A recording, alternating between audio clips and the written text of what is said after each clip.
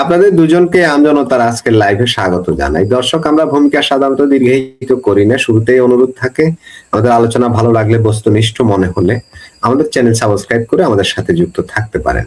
তো আপনাকে যেটা বললাম যে আপনি ঠিকই বলছেন, হতন আলী আদেশের না, মানে ওই যে ঠিকই বলছেন, যখনই বলবে তিস্তা ব্যারেজে চায়না আসবে তখন ভারত বলবে হতন আলী আদেশের না, আদেশের নালি আদেশের।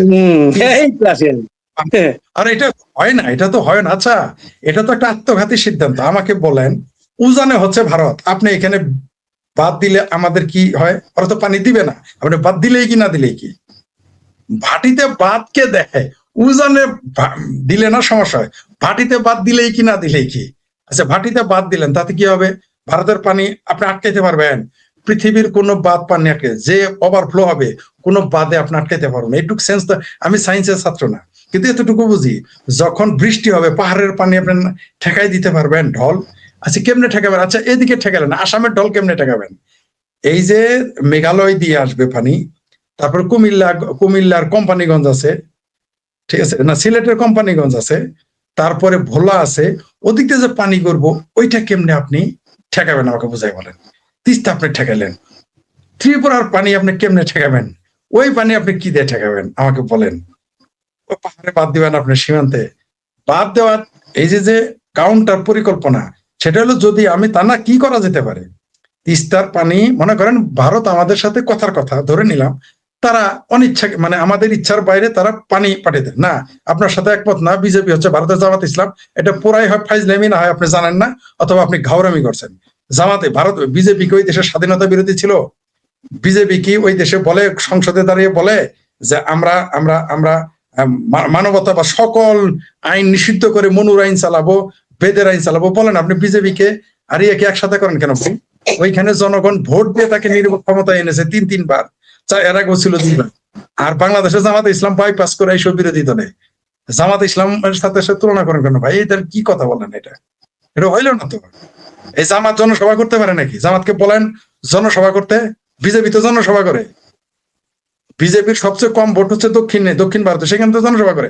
জামাতের সবচেয়ে বেশি ভোট সাতক্ষীরায়, জামাতের মুরদে, কোলায়, রাজশাহীতে জনসভা করতে বলেন। চিটাগাং তার সবচেয়ে বেশি, জামাতকে বলেন জনসভা করতে, তার মুরদ নাই, তাদের মেরুদণ্ড নাই। আর জামাত যে হারে ঠাডা বড় মিথ্যা কথা বলে সংসদে এবং সংসদের বাইরে, ভারত এগুলো বললে তো তাদের এক একজনের 50 বছর করে জেল হবে, মামলা না শুধু জেল হবে। আপনি কেন বিজেপি আর আপনি বলেন বিজেপিকে আপনি ধর্মাশ্রয়ী দল বলতে পারেন, যে জামাতের মতো ধর্মাশ্রয়ী দল, এটা বলতে পারেন। জামাত আর বিএনপি এক না ভাই। বিজেপি হচ্ছে গণতান্ত্রিক দল, আর জামাত হচ্ছে অগণতান্ত্রিক দল, ফ্যাসিস্ট, আলট্রা ফ্যাসিস্ট দল। তারা গণতন্ত্র মানে না। আপনি একসাথে করেন কেন ভাই? বিজেপি গণতান্ত্রিক রাষ্ট্রে, ভারতের মতো একটা বৃহত্তর গণতান্ত্রিক রাষ্ট্রের সবচেয়ে বেশি ভোট পেয়ে এখন ক্ষমতায় তারা। আপনি বিজেপির সাথে জামাতের তুলনা করলে বললেন, এটা হলো না ভাই, এটা ঠিক না। অনেকেই দেখি বলে ফেলেন, কিন্তু একটু ভাববেন যে দুইটা এক না, এটা এক না। ভারত হিন্দু ধর্ম হইলেও সেখানে ধর্ম নিরপেক্ষতা, তাদের ধর্মের আদর্শই নিরপেক্ষ, ধর্ম নিরপেক্ষ। ভারতে একটা মানুষ নাস্তিক বলে সে ভোট চাইতে পারে। ভারতে রামের গালি দিয়ে ওইখানে এমপি হয়, মন্ত্রী হয়।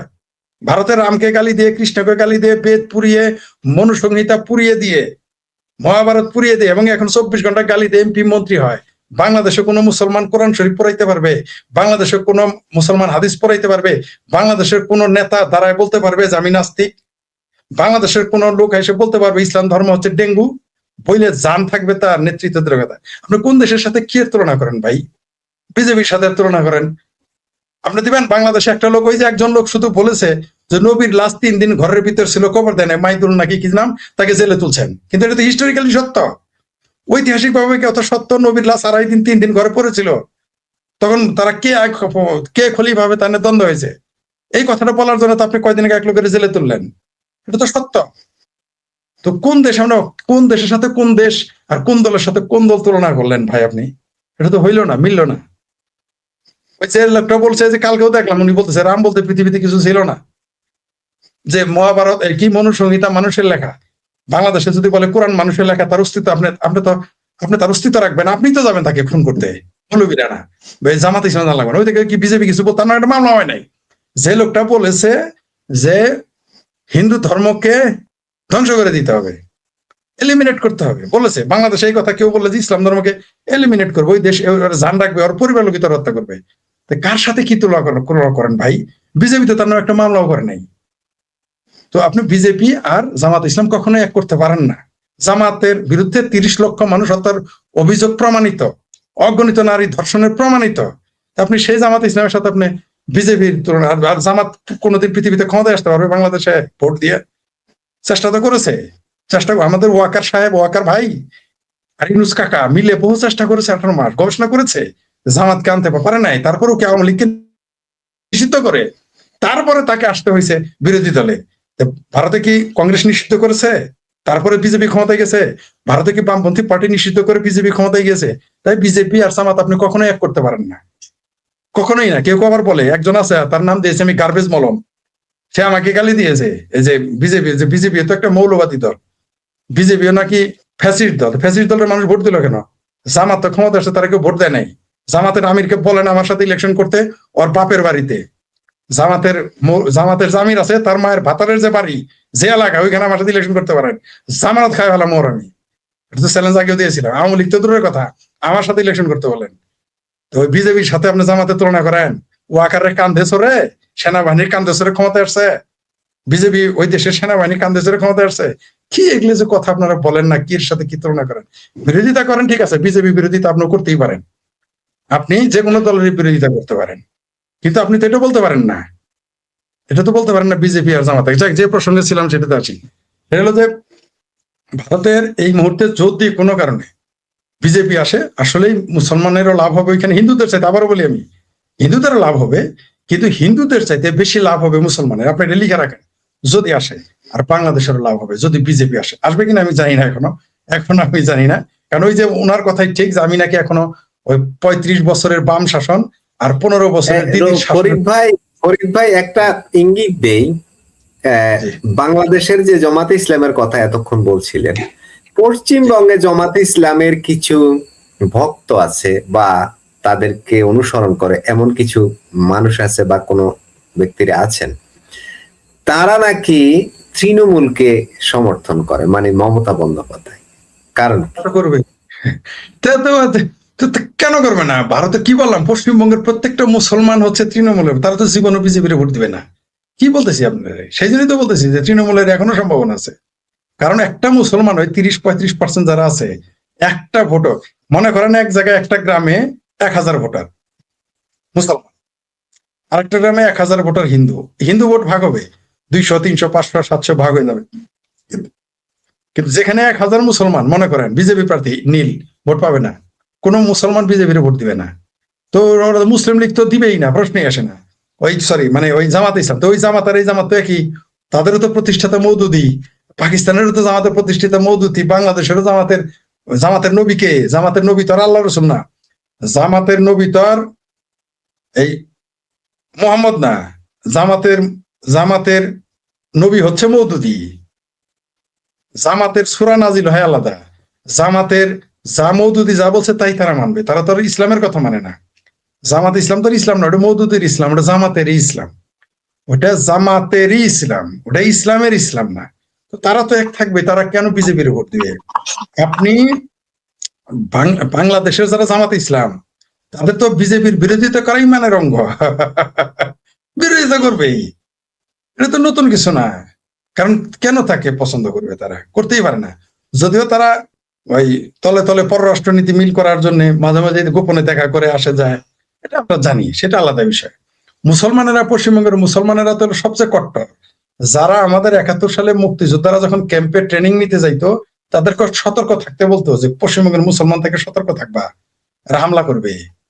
আপনি আমাকে বলেন পশ্চিমবঙ্গের কোন মুসলমানটা 1971 সালে আমাদের পক্ষে মিছিল করেছিল? কিন্তু শেখ হাসিনার পতনের পরে কিন্তু বামপন্থীরাও মিছিল করেছে, মুসলমানরাও মিছিল করেছে পশ্চিমবঙ্গে, আমরা জানি তারা কিন্তু মিছিল করেছে।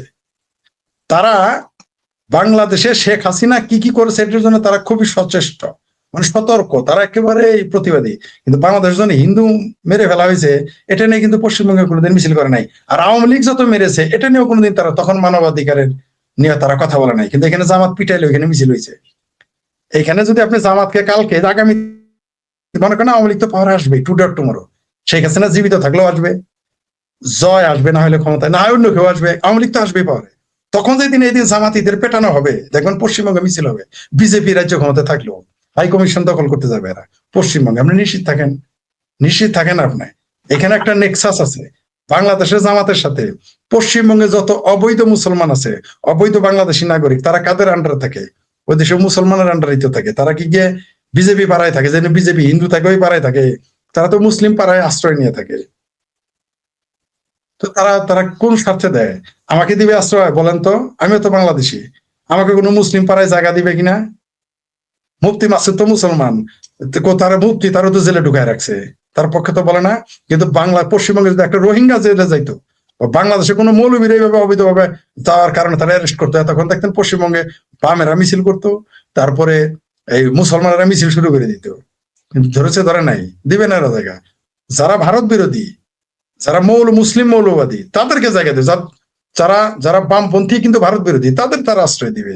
আপনি আমাকে বলেন, বাংলাদেশের একটা প্রগ্রেসিভ মুসলমানকে পশ্চিমবঙ্গে যদি জায়গা দেয়, আমি হাতে চুরি পরে করবো। এখানে চুরি পরা মানে আমি কাউকে হেয় করি নাই। চুরি আমার মায়ে পরে, আমার বোনে পরে, আমার কন্যা পরে, আমার স্ত্রী পরে, এবং বাঙালি নারীর যখন চুরি পরে তাকে সুন্দর দেখা যায়, আমি মনে করি চুরি পরা দরকার। আপনি দেখেন এই দেশের বাঙালি, এই দেশের বাঙালি মৌলবী ফতোয়া দিয়েছে, শুনেছেন তো? শাড়ি মুসলমানের পোশাক হতে পারে। মুসলমানের পোশাক কি? দুম্বার চামড়া ভরে ঘুরবে? উটের চামড়া ভরে ঘুরবে? হ্যাঁ, এই দেশে কত বড় ইতর হইলে বলে যে শাড়ি মুসলমানের পোশাক হইতে পারে না। এবং এর ব্যাপারে একটা নারীবাদী মানুষ প্রতিবাদ করে না, কোন রাজনীতিবিদ প্রতিবাদ করে না, কোন বুদ্ধিজীবী কথা লেখে না, কোন সুশীলের মুখ থেকে একটা কথা পারে না, কোন লেখকের লেখা পারে না। মৌলবী আর দাঁড়িয়ে আলা টুপি আল্লাহ তারা যা বলে ফরিদ ভাই, আমাদের সুবিধাবাদী বুদ্ধিজীবী ওনারা সুবিধা মতোই কথা বলেন, যেখানে ওনার সুবিধা হবে। ম্যাক্সিমাম আমি খুব একটা ব্যতিক্রম আমার কাছে খুব কম পেয়েছি, আমি খুব নগণ্য সংখ্যক পেয়েছি যারা উচিত কথা বলেন।